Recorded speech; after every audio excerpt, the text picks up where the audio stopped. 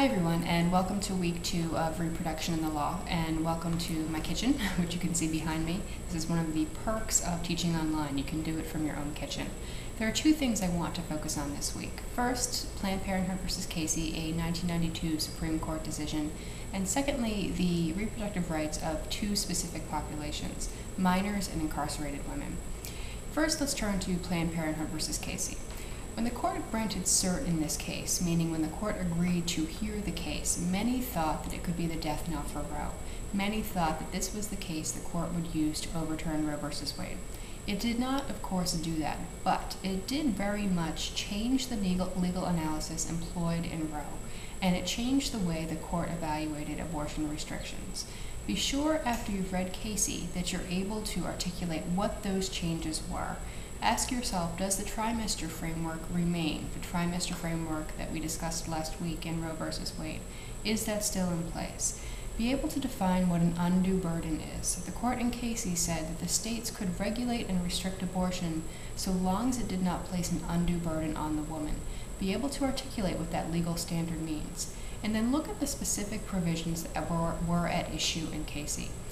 Casey dealt with a Pennsylvania state law that enacted restrictions such as parental involvement laws, a spousal notification law, an informed consent provision, and a waiting period provision. The court upheld each of these restrictions except the spousal notification provision, which provided that a woman had to notify her spouse before having an abortion. This is the only provision the court struck down. That's the only provision that the court found placed an undue burden on a woman's right to seek an abortion. Be able to articulate what that undue burden standard is. Post-Casey, given that the court had upheld all of these restrictions, the states had tremendous leeway to regulate abortion and restrict access to abortion. One of the ways that states began to restrict abortion was restricting minors' access, and that brings us into our second population.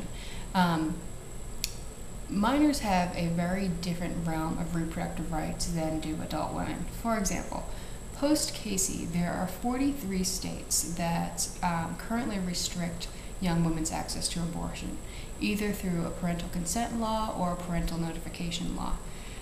Think about whether such laws are supported by public policy. Think about the distinction, the legal distinction that's being made between adult women and young women, and why these distinctions could be made.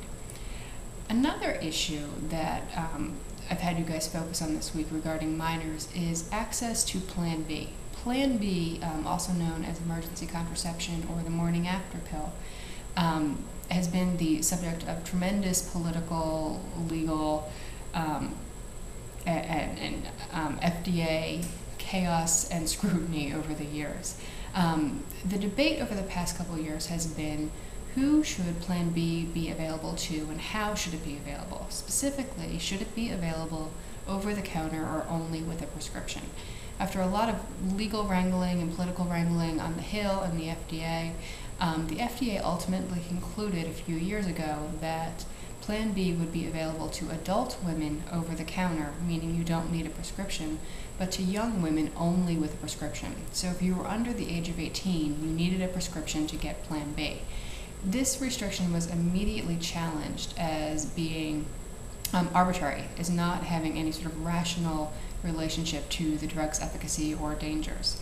And a court in New York recently said that the restriction was, in fact, fairly arbitrary and mandated that Plan B be available to 17-year-olds over the counter. The court also mandated that the FDA re-examine whether any age restriction was appropriate, meaning should all women, regardless of age, be able to obtain Plan B over the counter without a prescription. So think about in these two contexts, in the abortion context and the emergency contraception context, how the rights of adult women differ sharply from the rights of young women. Same token, think about incarcerated women. Incarcerated women and young women have a few things in common, legally at least. First, they are both populations where someone else has oversight over them. And oversight, I mean legal oversight. In the case of young women, it's parents. Parents can make legal decisions for minors. In the case of incarcerated women, it's the Bureau of Prisons, it's the Department of Corrections, who can make legal decisions for incarcerated women, meaning restricting their rights in some way, granting other rights. So these two populations are uniquely situated in that respect. Secondly, both populations have another thing in common. The legal rights of both populations are pretty unclear and constantly shifting. For example, with regard to minors, the Supreme Court every few years reconsiders what are the First Amendment rights of minors in public schools. What are the Fourth Amendment rights of minors in public schools? Can teachers search students? Can they require drug tests? Can they, as the Supreme Court is now considering, can principals and nurses do strip searches of students suspected of carrying prescription or other drugs?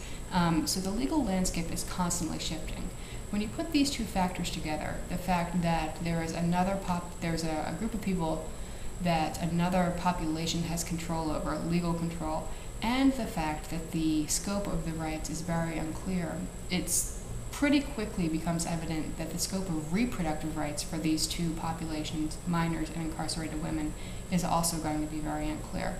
Turning specifically to the incarcerated women, I had to look at two issues. One is the rights afforded to incarcerated women during pregnancy and childbirth. I had to read an article about the shackling of pregnant women, and it's pretty startling what the law currently allows. The 38 states and the Federal Bureau of Prisons allow women to be shackled during their third trimester of pregnancy. Of those 38 states, 23 allow women to be restrained during active labor and childbirth. So a woman can be in active labor, delivering a child, and be restrained during that, be handcuffed to the bed, have her feet handcuffed to the bed in 23 states, and also in a prison regulated by the Federal Bureau of Prisons. It's a pretty shocking statistic that I think most people aren't aware of. Are there good public policy reasons supporting the use of shackles? What are they? Are there arguments on the other side? Be able to articulate your position on the use of shackles for pregnant women and women in childbirth. On the issue of abortion, I had you read Roe versus Crawford. It was a case out in the Eighth Circuit. And the issue there was the Missouri Department of Corrections was prohibiting transportation for inmates who wanted an elective abortion. Because the Department of Corrections was not providing transportation, there was really no way for women to obtain the abortion. Who else is going to bring them if they're incarcerated, other than the Department of Corrections? And the prisoners challenged this on two fronts. They argued, one, that it was a 14th Amendment violation, and two, that it was an 8th Amendment violation. As you read the 8th Circuit opinion, pay careful attention to the 8th Amendment question. The court actually rejected this argument, saying that it did not hold weight, and the prisoners lost on that ground. But think about the analysis the court employed. The Supreme Court has repeatedly said that if a incarcerated person has a serious medical need, the Department of Corrections needs to provide for that serious medical need, needs to provide medical treatment. And if the Department of Corrections does not do so, that's an 8th Amendment violation. The question then becomes, of course, is abortion a serious medical need? Do Departments of Corrections and the Federal Bureau of Prisons have a legal duty to allow incarcerated women access to abortion care if abortion care is a serious medical need? It's an open question. The Eighth Circuit has said no, it's not a serious medical need. Other courts have differed. Think about where you come out on that legal question. So, in sum, this week, look at Casey. Think about how the legal landscape has shifted from Roe to Casey and up to Roe versus Crawford in the Eighth Circuit. Think about whether it makes sense, both legally and from a public policy standpoint, to afford different constitutional rights to different populations. Are there good reasons supporting the idea that young women and incarcerated women have a very, very different set of reproductive rights than those in the general population or those who are adult women? Thanks very much.